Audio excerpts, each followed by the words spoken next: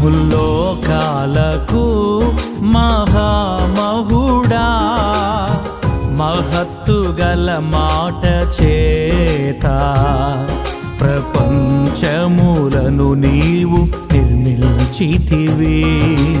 నీతిని ప్రేమించి దుర్నీతిని ద్వేషించే సత్య సంబంధమైన వారికి, నీతిని ప్రేమించి దుర్నీతిని ద్వేషించే సత్య సంబంధమైన